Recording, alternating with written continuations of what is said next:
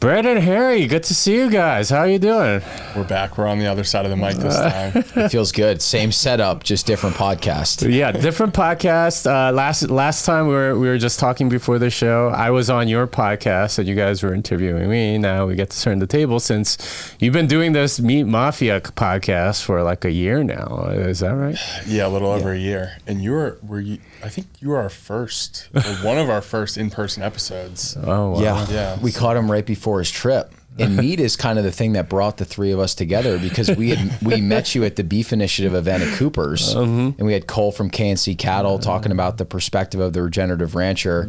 You were right up front. I could tell you were really tuned into what he was saying. He ordered a tomahawk. He bought the tomahawks, and then I remember seeing on Twitter you just started loading up on beef in bulk, and it's been so cool to see. Yeah, and I ordered soon as I got back. I ordered before I came back. I was like, "Can you deliver on this day? Because I'm going to be back. Yeah. I want to make sure I have my supply of meat," and of course KNC deliver for me. So are you doing full chest freezer now? Yeah, it's been full chest freezer for well, even from before I left. So nice. Yeah, I'm about halfway through my half cow since then. So 3 months, half a cow. So I think 1 cow per year, I guess, is the pattern. The thing with the beef in bulk is you just have to really make sure you like ground beef. Because what is it? Is it like 70% of it is almost ground beef or something like that? Yeah, if you do half cow, you're getting about like 200 pounds. I love ground beef. And I make burgers all the time. And I'm looking into more recipes. But anyway.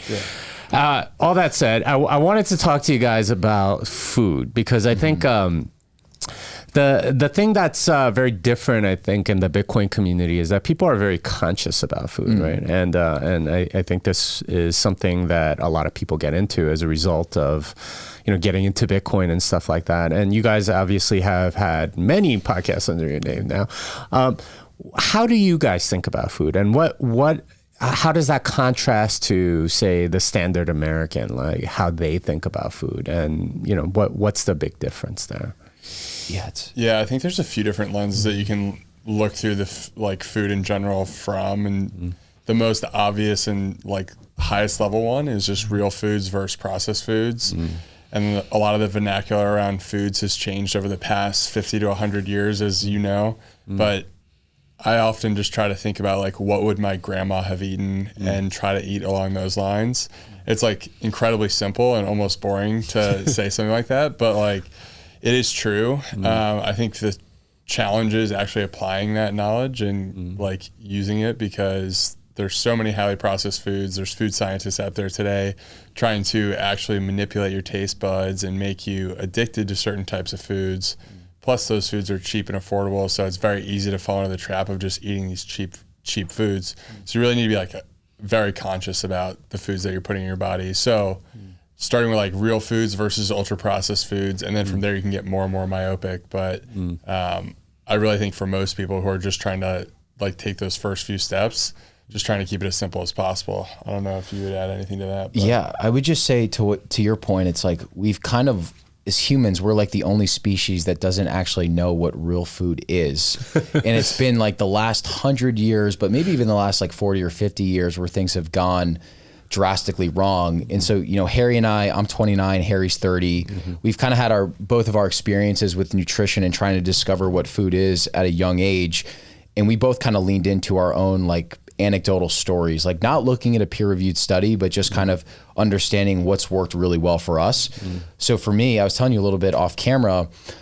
So I got really sick when I was 21 years old, my senior year of college. I got diagnosed with ulcerative colitis, which is an autoimmune disease that affects your colon. And any itis, whether it's, colitis, proctitis, anything like that. Itis just means severe inflammation in the body.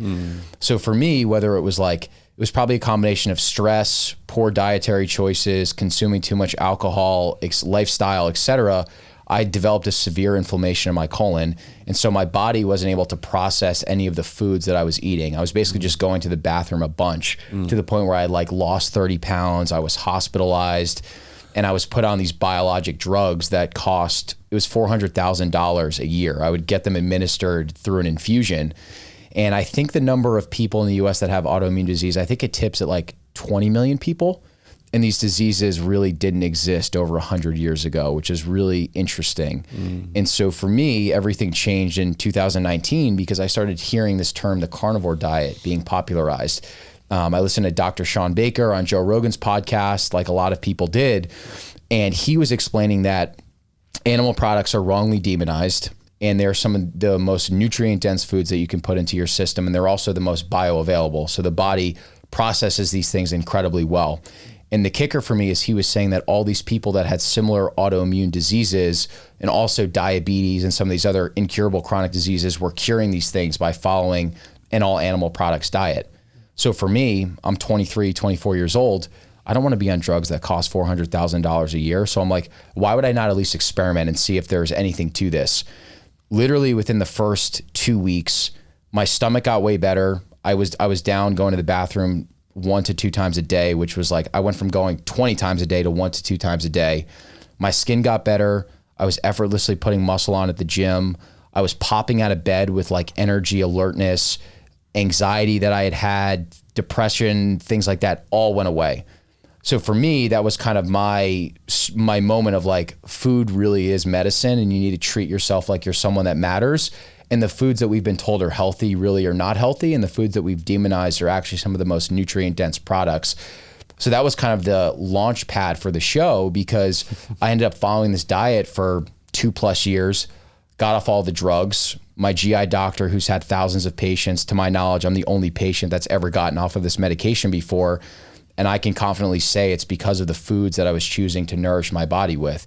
So to get back to your question, we've really just lost this ability to understand what food actually is. Like, you know, we're the most capable, intelligent species, yet we're the only species that doesn't actually know what foods we should be choosing to put into our body, which is super counterintuitive.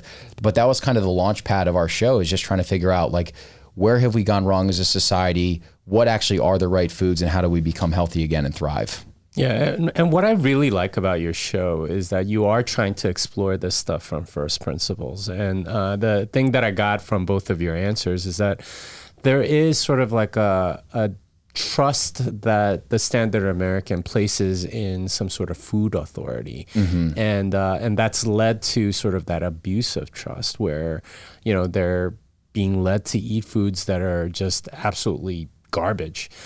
So what do you guys think happened, or what's the, I mean, I think we kind of know what happened, but like what's the actual process by which all of these foods got vilified, all the nutrient foods got vilified, all the bad foods got sort of like elevated or made to seem much less poisonous than they actually are? What happened? What's the cause of all of that? Yeah, I think the big theme is that food just got industrialized after World War II. So when you look at the number of farms in the U.S.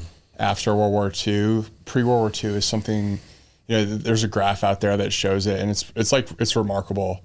They basically shrink the number of farms, and farms got way bigger. So the small farms out there are now not providing for their local communities, and now people are more dependent on farms that are geographically way further away. They're producing higher yielding crops that really weren't typical just a few decades prior. So now we're growing a lot more corn, soy, wheat, and a lot of those were fueled by government subsidies that were really just playing into like the shift in geopolitics at the time. Kind of more U.S. trade that's going to be food based was kind of on the rise. I think there was a lot of chess being played at a higher level, where like the U.S. saw food as a weapon. There's a really interesting article and piece out there by a William and Mary professor who talks about how we really started to think about food as this weapon in the geopolitical game, where we're sending it overseas to really like create defensive positions in certain countries while all of these different wars were being fought.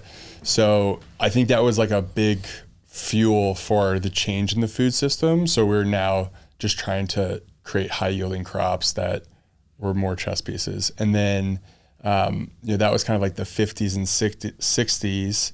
And then going into the 70s, we started having regulation come in and or guidelines come in that were steering, how the average consumer thought about food. So everyone knows the food pyramid. The bottom of the food pyramid is a lot of wheat and cereals and 11 servings of pasta.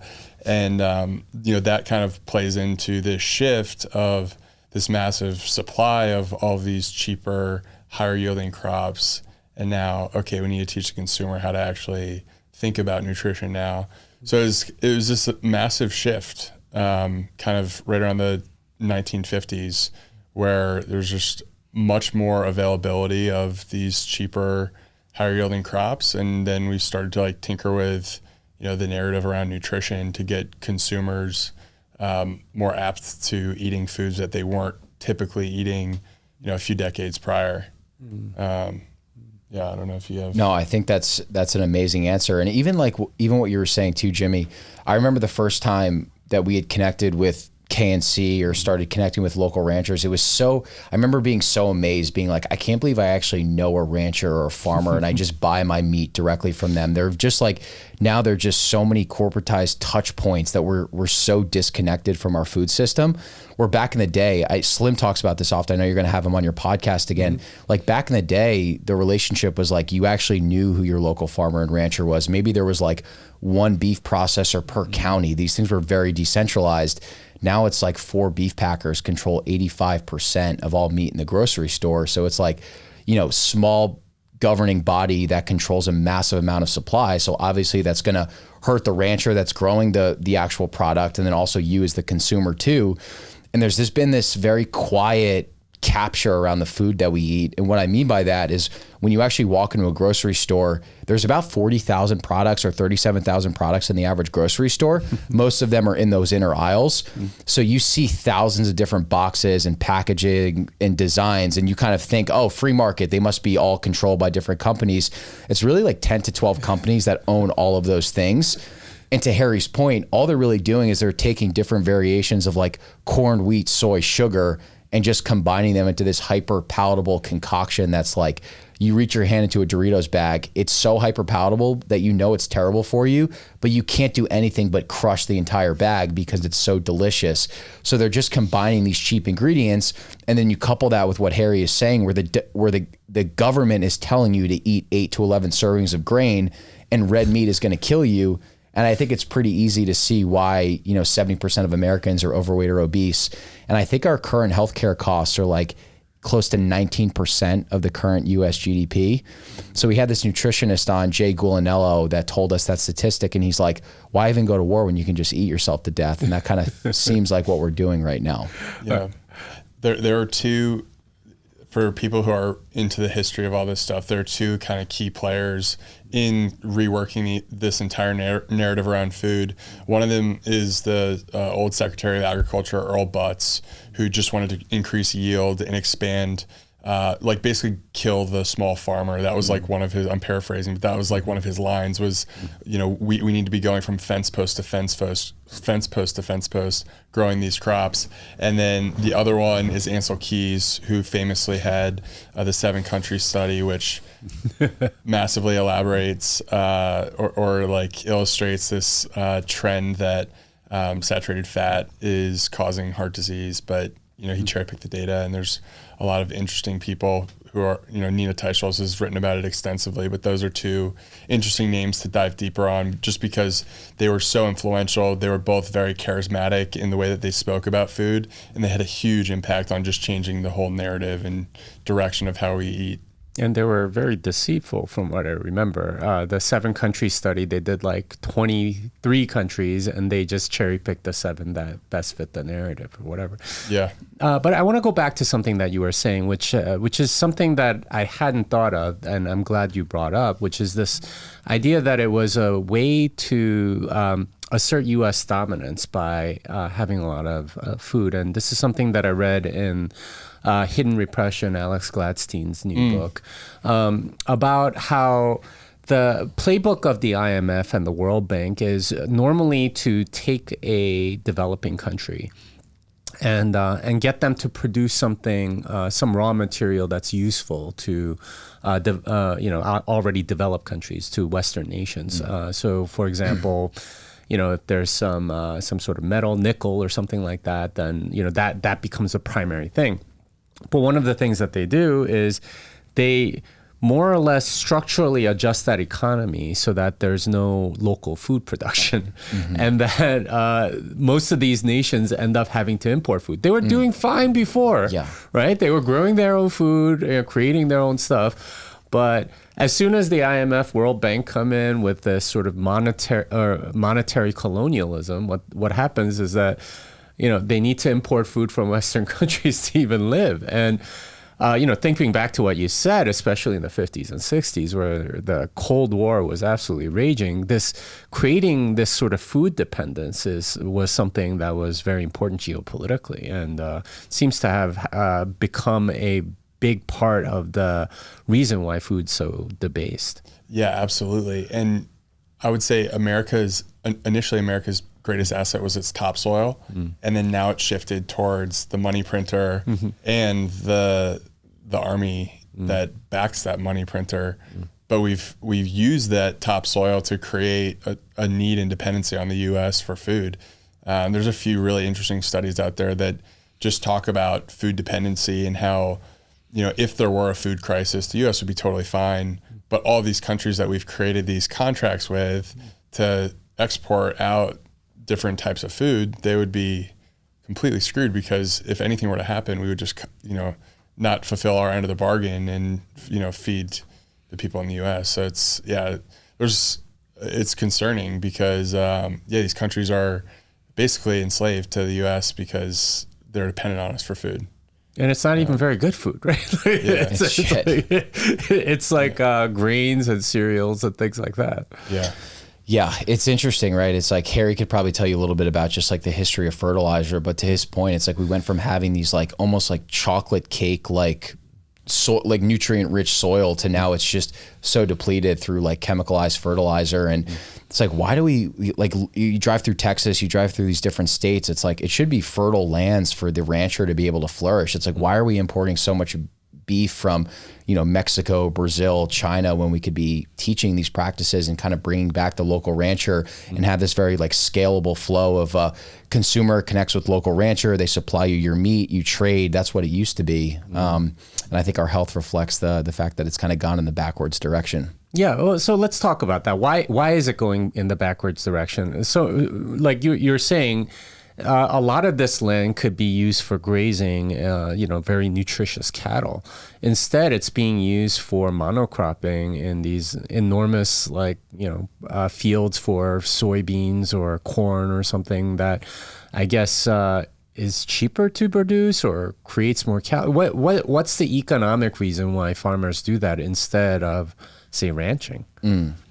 I mean, the government intervention is a huge part of it, because the subsidies effectively pay them for, they get a check if they do the bare minimum in terms of, using their land to create, X amount of yield. Like even in some years, they'll grow a certain number of crops, but they'll only get paid as much as the subsidies allow them to be paid. So they won't even use all the crops that they grow.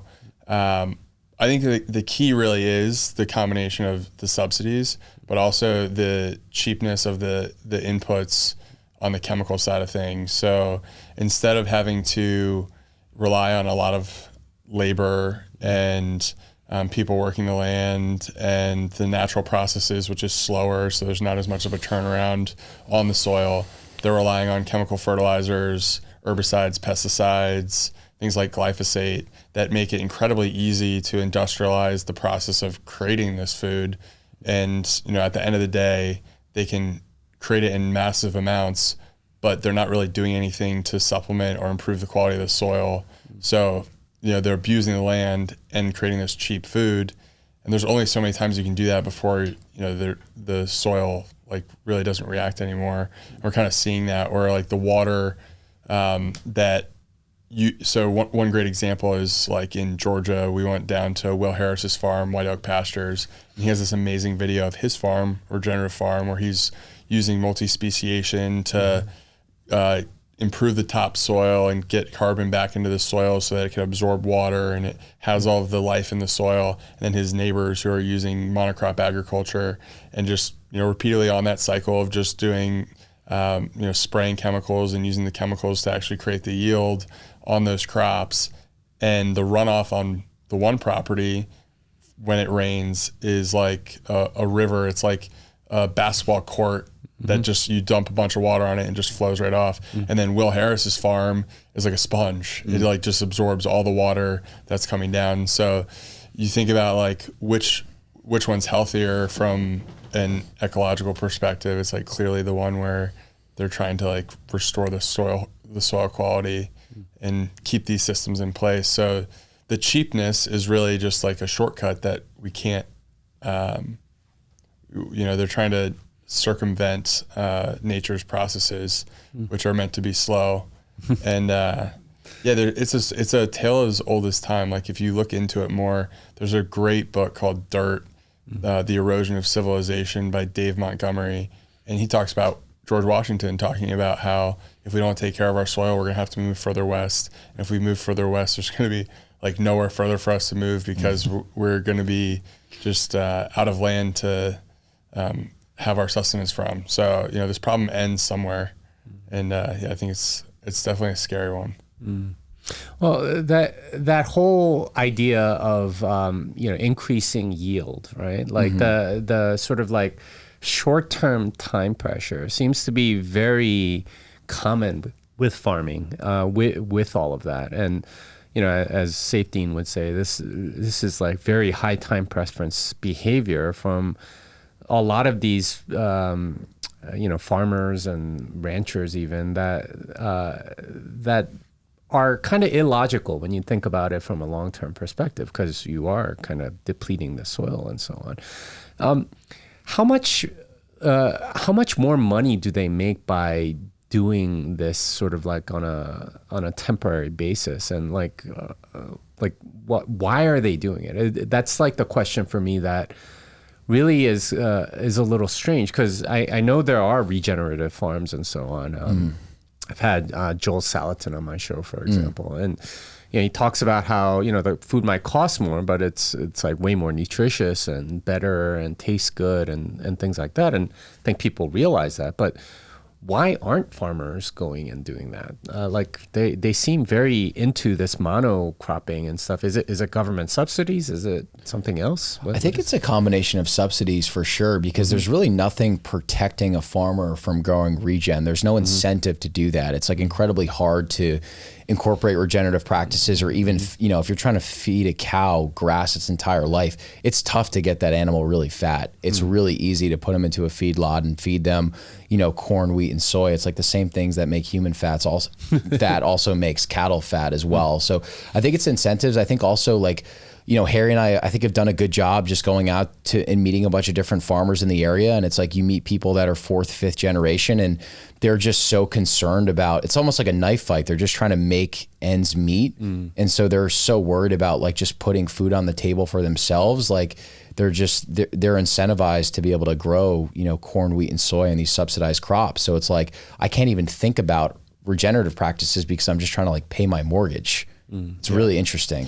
And when you think about dependency and risk mitigation, you have regenerative agriculture, which is closed loop system. Like when we were talking to Will Harris, he's like, I'm always trying to figure out how to close the loops so that all of these systems can flow on their own, and I can just oversee these nature's processes just work seamlessly. And then you have the other system that when the Ukraine war happens and our imports for fertilizer are being affected by a war, and the cost of fertilizer 3 to 5x's, and these farmers are sitting there going, oh, well, now my input costs are significantly higher, and this is one of the biggest line items on my P&L. Like, how am I supposed to continue to make food profitably? And so on the risk side, things are completely in favor of regenerative agriculture. It's a more robust and dynamic system. And then on the upside too, in terms of actually making money, these subsidies cap like the amount of money that these monocrop farms can really make without going out and getting more money, getting a loan to buy more land, so you can just create the same amount of yield on a larger plot of land. Regeneratively, you can increase density so that you can actually make your property more profitable by adding more species and adding different layers into the farm itself. So If you look into, there's a great book by Gabe Brown who talks about how regenerative is actually much more profitable on a per acre basis. It just requires, like Brett was saying, much more knowledge and a lot more work. And, I think to some extent we've led farmers astray over the past several decades to the point where they're now dependent on these subsidies, and their skill set that we've asked them to continue to develop to be a great food provider is no longer really there unless you're doing it regeneratively, which is like the apex of food production. I think with a lot of the things, it really comes down to like, what are we trying to incentivize? And I think the government has done a good job of incentivizing these farmers not to really have to challenge themselves in terms of holding themselves accountable to the bottom line and making their land profitable. Yeah, that subsidy thing, I guess, is sort of to mitigate some of the risk that they're taking in a lot of that. But it does seem like a lot of farmers are playing to the rules that have been already set by the government, and in that sense, a lot of it is sort of like the current system is created by the government. The not just the farming, but a lot of other stuff. You guys mentioned, for example, there's really only 10 to 12 companies that create pretty much everything in a supermarket. Totally. There's only 4 or 5 companies that control the agriculture, big ag, I guess is what you call it. 4 or 5 companies that are meat packers. There just aren't that many companies doing this stuff, probably due to scale or money or something like that. What incentives does this sort of like massive bureaucracy around food create, and how, I guess, how can that be changed? I guess I'm trying to give the listeners of this podcast some hope for, changing the entire system, because it does seem kind of like a monolith. Yeah, I think for the listeners, I think a lot of it starts with just how you approach voting with your dollars. Like, who are you supporting at the end of the day? Obviously, what we're describing is like there's just a number of multinational companies who have or a handful of multinational companies who have their hands in the food system, and that shows itself in all the different layers. Whether it's the number of grocery stores out there, there's really like 4 or 5 companies that control that. The genetics of the animals, like there's really like 3 companies that control that. So you really just need to be mindful of who you're supporting. And I think just trying to support the person up the road as much as possible, the person as much as possible, is the right way to approach it. But it's a challenging topic because so much of it is just predicated on what's happened with money. Like our episode with Safe Dean was so enlightening because he just breaks down how the money component of all this, which is what your listeners are probably most interested in, where it's like, once these multinational companies can protect their interests in a way that they can pay off regulators and make sure that they get studies funded that can say a certain thing, like they are really able to continue to funnel control and power to themselves. It's tough, right? It's like we could probably do a 3-hour podcast just talking about incentives and history and kind of how we've gotten into the metabolic health crisis that we're currently in. But I think to Harry's point, like the encouraging and the empowering thing is what Harry mentioned, that there is a very simple solution, and it's how you choose to vote with your dollar. It's like if you look at now when you go to some Whole Foods in Austin, you'll see companies with grass-finished beef certifications or organic or non-GMO. These things didn't really exist that much like 10 to 15 years ago. So that's a sign that like as a consumer, you are voting every time you purchase something. And if you drive enough demand, companies will listen to you, right? Because they're incentivized to be able to do so. And I always think back to like, there's very few things that you have control over, but you do have control over the food that you choose to put into your system, in your body. So I think as a starting point, like literally just starting, hey, maybe you're not ready to go find a rancher. You don't know where to find a rancher. Even if you just start by shopping at the outer aisle of the grocery store. Like for me, when I was 24, I didn't know anything about regenerative agriculture. I was like, beef is beef. And the best thing I can do is buy like the budget cuts of meat at the grocery store in New York where I was living. And guess what? Just eating those budget cuts got me off all the meds and cured my inflammation and this chronic illness that I had. That still took me like 90% of the way there. And then as I started to educate and inform myself of, these ranchers that existed and get more intelligent and more diligent about my sourcing, then I made those switches over to the regenerative system. But it was like still just shopping outer aisles. It's like you as the consumer have the ultimate control of the food that you put into your system. Like no one's actually putting your hand onto the box of cereal in the grocery store and telling you that you need to buy that. Like the government might be recommending that, but as of now, you're ultimately in control of the food that you choose to put in your grocery store and what you choose to purchase for your family, which I think is such an empowering thing, because if you even just start changing your own health, you're controlling your small, simple sphere of influence, change your family, change your friends, change your community. It's like that could spiral into a really amazing thing. Well, let's talk about that, because I think this is especially close to the hearts of a lot of people that are listening. Is if you are carnivore, if you're eating right, even if you're like keto or paleo or something, even if you're a vegetarian, right, whatever it is that you're doing, what you find is that a lot of the people around you are just eating awfully, right? Like they're eating just absolute crap, and they're buying the Doritos and whatever. Maybe not around you because maybe they feel guilty. I get that a lot. Yeah. But a lot of people just don't eat very well, and and it saddens me every time I go to the grocery store and I see people checking out, and the food that they have, it's just like 12 pack of Coke or something, and like potato chips and whatever, and even like their healthy stuff, it's like tofu or something. And what are you doing?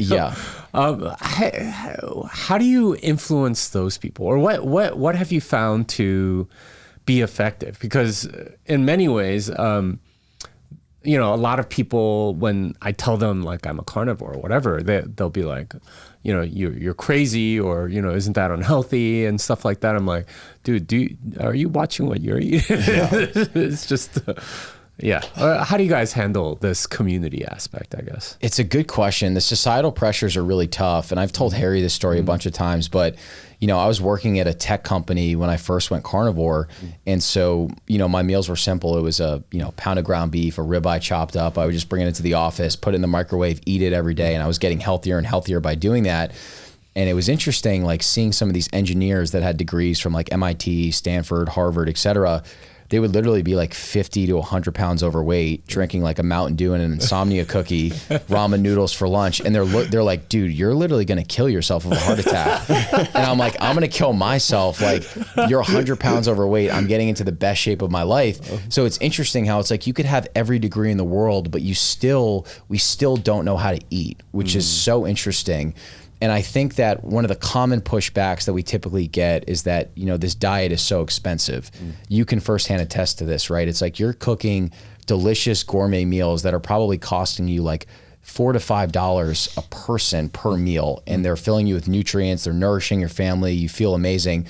And then when you look at someone's cart, it's like you're spending $200, but $180 is food-like substances that's not actually food. It's like maybe they have some salmon in there, maybe they have like a little bit of hamburger meat or something like that.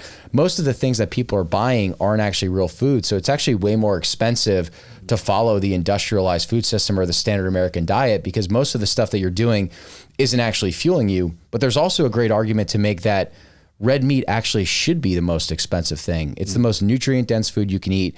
And there's also like the incredible energy and intensity that a rancher goes through to actually harvest that piece of meat for you. It should be the most expensive thing. Like, we're conditioned to the point where a fruit cup at McDonald's is more expensive than a double cheeseburger. So it's like you're kind of fighting against this price conditioning that's been beaten into society's head for the last like 40 to 50 years. But I think what we try and focus on with our friends and family is like, focus on the actual investment and the benefit that you're getting from that food. Like, what would the version of yourself look like being 20 pounds lighter, right? Having more energy to go do your job. Like, for me, if I have more energy to go do my job, I'm better at my podcast. Maybe I'm booking more sponsors. Maybe I'm signing more clients. That's like hundreds of thousands of dollars potentially in my pocket that I'm now making because I've put the right foods into my body. Or someone like you that has little kids, the energy for you to now, from the right nourishment, to go be able to play with your kids for an extra hour to 2 hours a day, that's a priceless investment that you'll never be able to get back. So I think we try and steer people in the direction of food is so much more than like losing weight or getting like a hormone score that you want. It's a gateway to actually becoming a better person that maybe you never thought existed before. Yeah, it's interesting because there are sort of like different societal attitudes towards food, right? Because they're the people that live to eat, right? Like the restaurant, like a really fancy restaurant and eating a great meal, like that's what they live for. That's what they travel for. Yeah. They go to different countries so they can experience the food there. And then there are people that just couldn't care less, right? Like they eat to live, right? They just eat because they have to, and they don't really care. And, you know, these are typically the people that eat ramen noodles and drink Mountain Dew or whatever. They don't care. They just want to get it over with. And for both of them, in a sense, they're thinking too sort of short term. And I think what you're pointing out is that if you do have like a low time preference perspective, it's very obvious that having nutritious food and taking care of your body by feeding it the actual food instead of fake food is a very good investment. But in a sense, like, we're not trained to think in terms of the long term, really. Yeah. And that's, I mean, I don't know. How do you, well, I guess what I would ask is what's some obvious way to make that like real to people, right? Like, one of the things we try to say to people, and I mean, this is a hard thing to condition into people, but I think when you start to unpack the issue itself, it can become exciting. So I think people, if they can cook most of their meals and start to build in these rituals around food that make it enjoyable, you're learning a skill, you're doing it with other people. On the other side of it, you get to enjoy a meal with your friends and family and have a good conversation around food. And everyone gets to see the whole process of you making wholesome foods together. So you know what's going into it, the energy, the love, the care that goes into making a really nourishing meal. If you can start to gain an appreciation for that, then I think like the derivative effects of that are like, okay, like I'm going to go figure out the right farms to get my steak from, potatoes from, to make this taste better so we can have a better conversation around better food. So one of the things that we've always said is just try to cook more of your meals. But I think if you can do that in a way where it's communal, it can be really empowering for the whole spectrum of the process around food. Like in the US, I think one of the biggest issues is we've disassociated and distanced ourselves from that very process of making food and having a meal around it and having your family together around food and slowing down at the end of the day. Like, we're in such a rush, or, you know, we don't really care to spend time nourishing ourselves in that way. So we get like the microwavable dinners, or we go pick up food from McDonald's up the road, and then you're not appreciating the food that's on the table. So that's what I would say, is try to hack it, that interest level that way, developing a skill around cooking. Sometimes I think about, imagine if my like great grandmother was still alive and she saw like what Uber Eats or DoorDash actually is. Like, her mind would be blown. It's like the laziest shit in the world. It's like you're having this restaurant that's frying, like they're taking the cheapest ingredients, they're frying your shit in seed oils, and then not only are you not going to pick it up, they're going to just deliver it to you at your front door. Like, that's honestly the craziest concept that we've become so accustomed to. And like, you know, anything that's worthwhile is going to take a little bit of sweat, a little bit of effort, a little bit of discipline. And I just wish that everyone would just experiment with just taking 7 days of just cooking, you know, 14 to 21 of your own meals. And like I was saying, you know, shop at the outer aisle of the grocery store. So maybe it's like, you know, you have 2 pounds of meat a day. Maybe it's beef, maybe it's chicken. Get some fruits, some vegetables, cook with, you know, beef tallow or olive oil or ghee or something like that. And just try it for 7 days and just note, like, just journal and just notice like your energy from the time that you wake up in the morning to the time that you go to bed. And I would just think that if you did that for 7 days, you would feel so good and your meals would be so delicious and your taste buds would actually get rewired to real single ingredient foods, that they're there really would be no going back. And I think to what you're saying, there are some carnivores that are like, I know how good that I feel on red meat. I'm never going to cheat or deviate from my plan. And I think that's amazing. But I also think that there's a world that exists where like you can cook the majority of your meals, you can source your food really intentionally. But hey, when you go to Italy and you're at one of the best restaurants in the world, like you're enjoying the tomato sauce and the pasta and everything that's locally grown and foraged there. Like I think that that's important. And it's, you know, you go on this trip, you enjoy yourself, and then you come back and you get back on like your disciplined regimen too. And I do think that there's this component of almost like de-wiring our taste buds out of the deception and like understanding that these processed foods have been created by a food scientist to literally addict you and get you wired to that particular flavor profile. But once you readapt and readjust to these single ingredient real foods, you know, like the sweetness of fruit, the savoriness of a salt and steak, it tastes so good that you don't want to go back to the artificial shit. Once you try it, you're like, this isn't as good as like the God foods that I've been cooking in my kitchen for the last, you know, month or however long that period is. Yeah, I gotta say that was definitely my experience. I would go to all of these places and eat the meat and stuff. I'm like, this burger isn't as good as the burger I could cook at home. I know. And the steak isn't as good as the steak I could cook at home, and so on.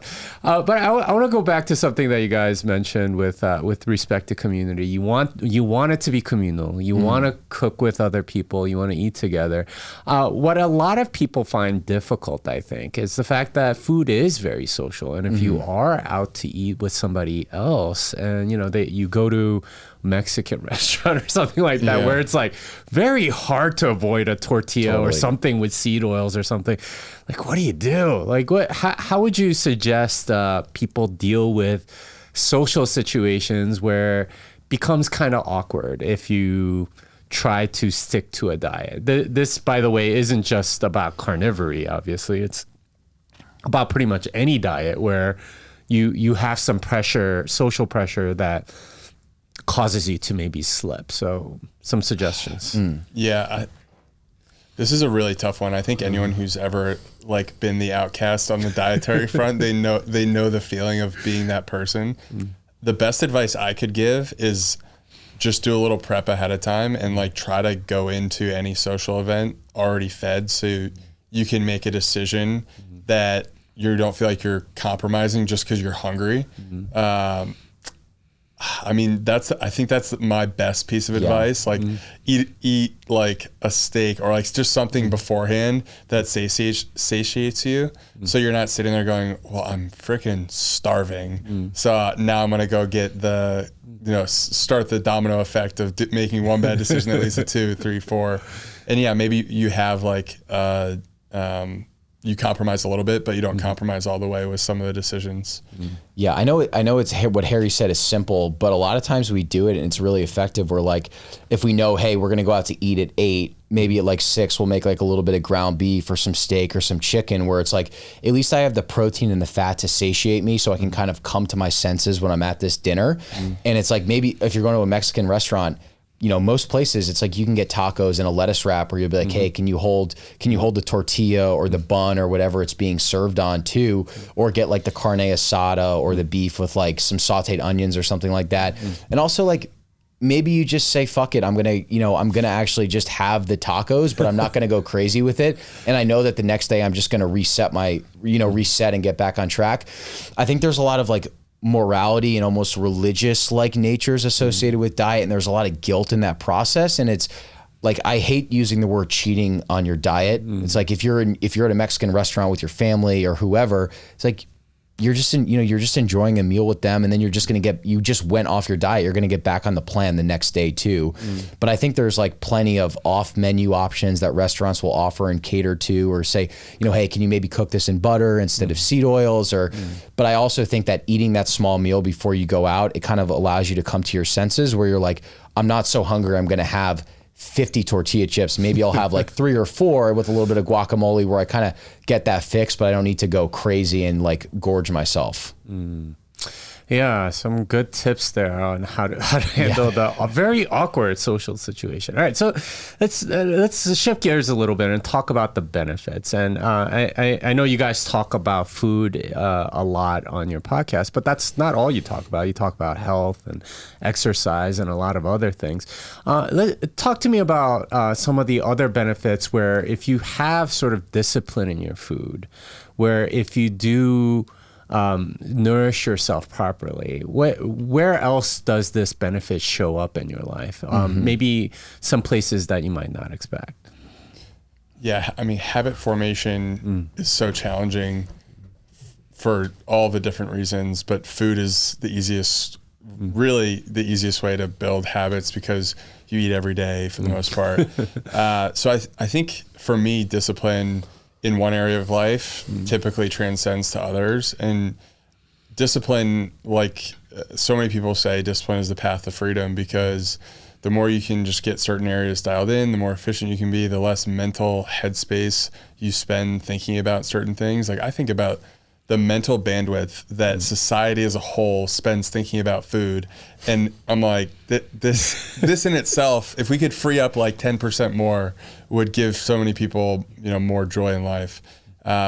We've obviously done the podcast and built a business on the back of just eating a lot more cleanly. And I think a lot of that has to do with the discipline we built around food and exercise and lifestyle and leaning into that. Because one of the first things I noticed when I was being really sharp with my diet was mental clarity, better sleep, feeling more energized for certain things. And I think that momentum can compound like an investment, like you have days and days and days of you eating cleanly and eating well and treating your body really well.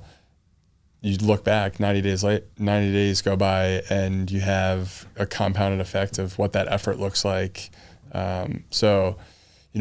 Long way of saying there's so many things that happen, but I think at the end of the day, it frees up your time. Like it frees up your time to spend more energy on a business idea, which maybe gives you more time on the back end that you can spend with your family. So I really think this is one of the most upstream things you can do in terms of buying back time, is just treating your body with some intention. Yeah, I think to Harry's point, there's a lot of questioning around health in general. And we get this question a lot of like, do I worry about my nutrition? Do I worry about exercise? Do I sauna? Do I cold plunge? Do I buy a smartwatch? Do I buy an Oura ring? I think for us, nutrition is like the ultimate gateway, and everything else will follow just by taking control over the food that you choose to put in your system. One of the best shapes I've ever been in was like in 2019. All I did was I just followed like a really strict, like meat heavy paleo diet. And then I just went on really long walks and I got like the most ripped and felt the best that I had ever been. And it was really just like taking control over the food that I was putting into my system. But I also think taking the pressure off and just focusing on like, what is the one change where all momentum will flow from is great.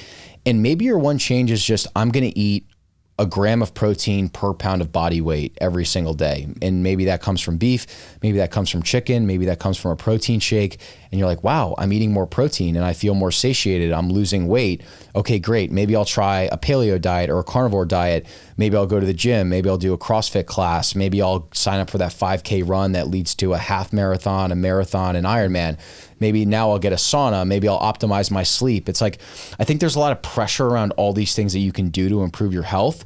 But I think that if you just start with nutrition and you tangibly notice, okay, the food that I put into my body makes me feel really good and I feel like a different person, all those other changes will naturally come from that. I think I was telling you, like for me, it was just eating all red meat from the grocery store, and that progressed to all these other things where now it's buying a quarter cow from a rancher and doing an Ironman and launching a business, but it all stemmed from that one thing.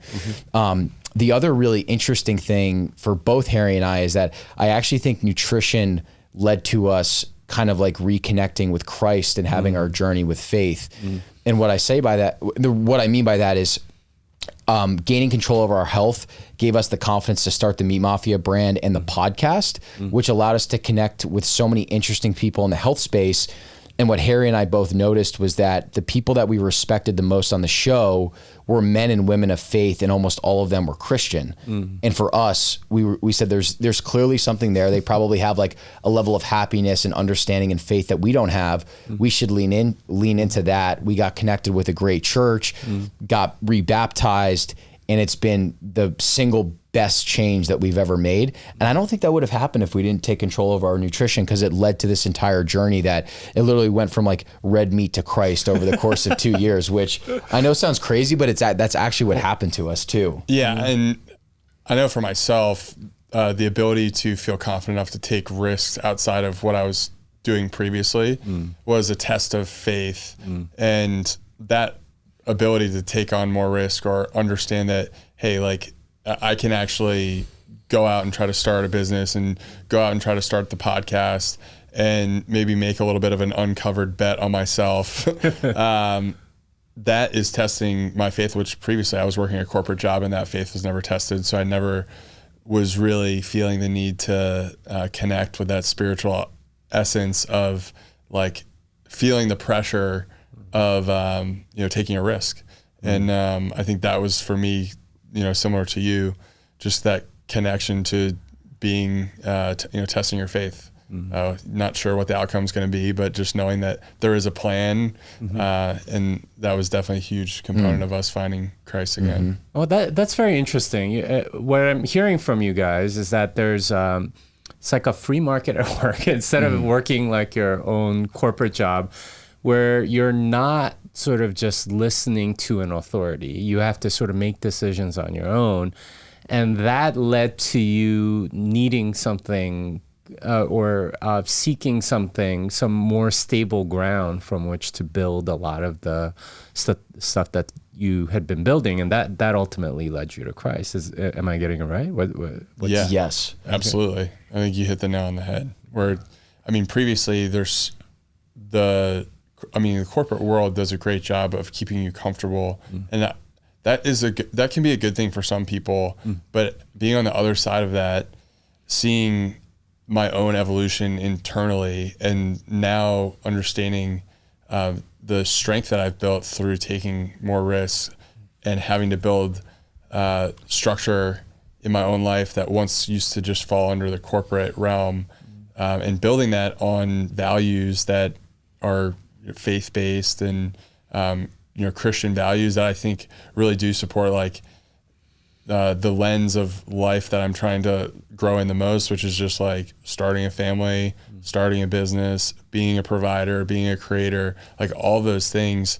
Through just understanding the basic principles of Christianity, you're like, okay, like I can build a business based on these principles because they're meaningful, and if you apply them, like you will create good in the world. You'll be a giver, and giving will then be received back to you. So I think there's a lot of things that I've just realized over the last year that like taking that step and exposing myself to the heat of the fire has led to a lot of growth, a lot of getting rid of old habits that I think were just like built into me through not taking those risks. But yeah, there's this raw dairy farmer out of Colorado that we love. His name is Josh Rayner. He's on Twitter. And one of his quotes that he said it might have been on Twitter, or he said it directly to me, was, "You're never going to have a strong gut instinct if you have an inflamed gut." And I think that that's really true, because I was the perfect testament to that. My gut was so inflamed I was in even just like the metabolic fog that a lot of people are in. And I think one of the most common things that people notice, whether they go carnivore or they just take control of the food that they put in their system, this fog clears. There's this clarity and cleanliness of mind that you've never experienced before. And so I think for both Harry and I, Harry was in Boston, I was in New York. We'd had these incredible experiences with our nutrition. We kind of just said, like, if we look down the road in 20 years, are the decisions that we're making from a work perspective actually going to make us happy? And there's also this weird, this like almost like liberal, strange social dynamic of trying to teach you in these cities to not get married, don't have kids, keep working the corporate job. And I think by kind of getting our metabolic health under control, it made us awaken that fog and realize, oh, the things that society and our university is telling us are actually not the things that we want. So let's move to the city that we want to be in and put ourselves around people and create a business that's like actually in line with the things that we want. And I think that also led us to Christ. Like, I don't think that had I gotten my health under control, I would have been mentally alert to realize that like Jesus actually was the answer that I was looking for. Well, so there's a parallel here that I see, at least from what I'm hearing from you guys, in that a lot of metabolic health is just cutting out really bad stuff, right? Yeah, absolutely. And a lot of what Christianity teaches is just cut out the really bad stuff. Yeah, totally. It's called sin. It does seem to be sort of like a mentality shift, because I think the general conventional wisdom is, oh, you need to start this new habit, or you need to now do sauna and cold plunge, you need to go and exercise, and you need to do this, that. It's always sort of additive. And I've always found that those tend to be they don't stick very well, right? Because it's just sort of adding something without subtracting something first. And this seems to be a pattern that seems to work, where you cut out something, now you have room for, better habits. Yeah. Yeah. Addition by subtraction is my rule of thumb. I try to live by that as much as possible. Whenever I'm trying to make a change or try to drop something before I add something, it's, there's so much that can be gained by just getting rid of the stuff that slows you down. And that was definitely my realization with trying to reorient my life around Christ, is that there's just a lot of things that I'm doing that are just a complete waste of time. Or not a complete waste of time, but if I want to get the most out of my time, there's a more direct path to doing that.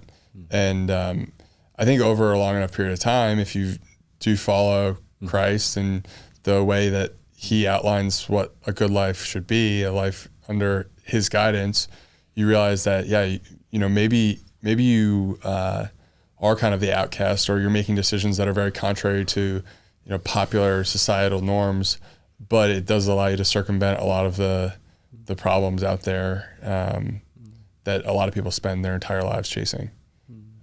Yeah. Yeah. It's so good. So I have like a series of 3 quick questions that I think will answer your exact point of addition by subtraction. So how old are you? I'm 47. You're 47. And so what do you do for nutrition? I'm a carnivore. I eat once a day, 2 pounds of meat, something like that. Salt, spices. Yeah, some spices. Yeah. So meat and salt. And then what do you do for exercise? I do CrossFit twice a week. Yeah. So you're in incredible shape for a 47-year-old. You eat meat, you do CrossFit, you play with your kids.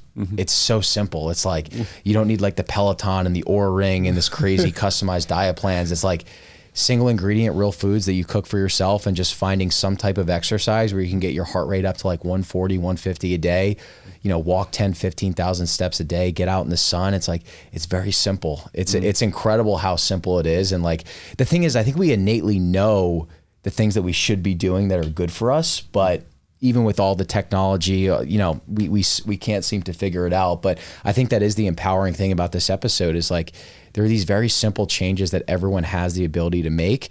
And I think the cool thing about health is that for most people, like, it is God-given. It's one of the fairest pursuits ever, where it's like, you work a job, you work really hard. Maybe the boss has a relationship with a coworker. He gives him or her the promotion.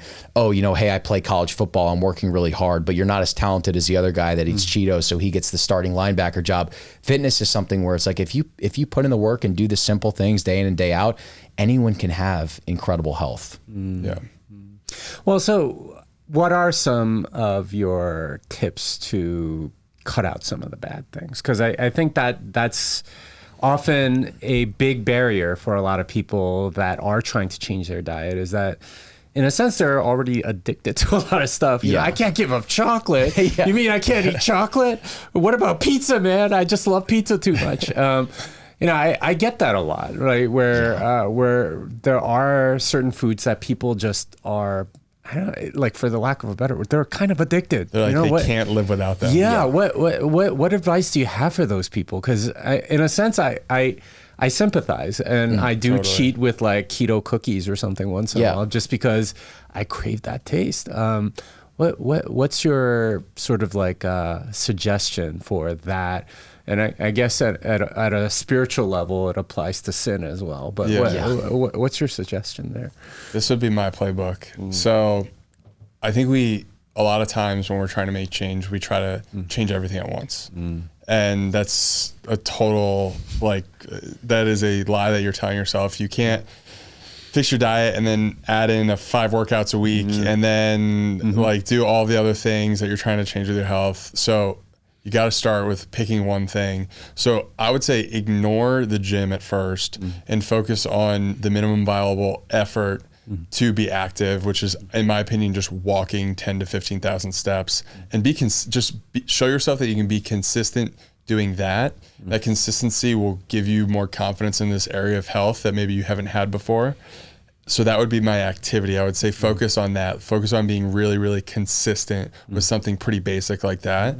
And then with the diet stuff, I would say pick the thing that's hurting you the most and eliminate it for a week. Show yourself that you can do it for a week. You can have no pizza for a week. You have no soda for a week, whatever the one thing is that's causing you the biggest problems. And then give yourself a little reward on the 7th day of you having done that. And then try to double the time period the next time you do that. So go 2 weeks without the pizza or the Coke. And then let that momentum carry you forward and that confidence build. Because a lot of times what I've found when I'm trying to create these habits is that a lot of it is really just that momentum is just stagnant and you don't have the wind behind your back to get you feeling like you're making the right decisions. And if you walk and eliminate the thing that's hurting you the most, if you walk a bunch and eliminate the thing that's hurting you the most, if you're trying to lose weight or just get marginally healthier, sleep better, all of those things will happen pretty quickly after that. So I would just try to give yourself a month to experiment with some of those habit forming things. Yeah. And I think when you're going through that habit formation pattern, it's really important to just get any of the temptations out of eyesight from you. So what I would do is if I'm going to do the challenge that Harry's talking about, I'm going through my pantry, I'm getting the seed oils, I'm getting the crackers, the chips, the cookies, the brownies, whatever. I'm throwing all that shit into the trash. I'm not putting it into a box. I'm not putting it in the corner. I'm because I know that if those temptations are there when I get hungry, I'm probably going to indulge in those things. And what's worked for me is I kind of break my week up into 2. So if I'm going to go to the grocery store, I'll go to the grocery store on Sunday, and then I'll go to the grocery store on Wednesday in the middle of the week. And I think about it of 3-day blocks. So I budget out, I probably eat about 2 pounds of meat per day. So if I'm going to Whole Foods on a Sunday, I'm okay, I'll buy 6 pounds of meat, mostly red meat, some chicken thighs, maybe some pork, some fish if I want it. I'll throw some fruits in there, maybe some berries that are a little bit lower in sugar.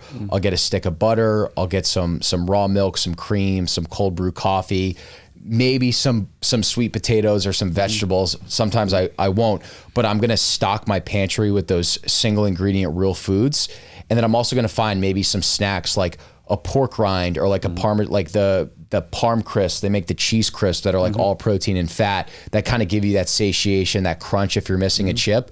And I'm only going to fill my pantry with those things. So I'm basically giving myself no option but to do that. But then the kicker is you have to eat a big enough portion where you feel full and satiated. So that's why steak and fatty salmon and chicken, these things work so well, is there's so much fat and there's so many nutrients in those things that's what's filling you up. That's why when you go to a Dorito bag and you eat the whole thing, you're still starving because you didn't give your body the actual nutrients that it wants. So if you're able to actually eat enough of these real foods every single day to where you're full, you then don't fall for the deception of wanting the pizza or the keto cookie or something like that.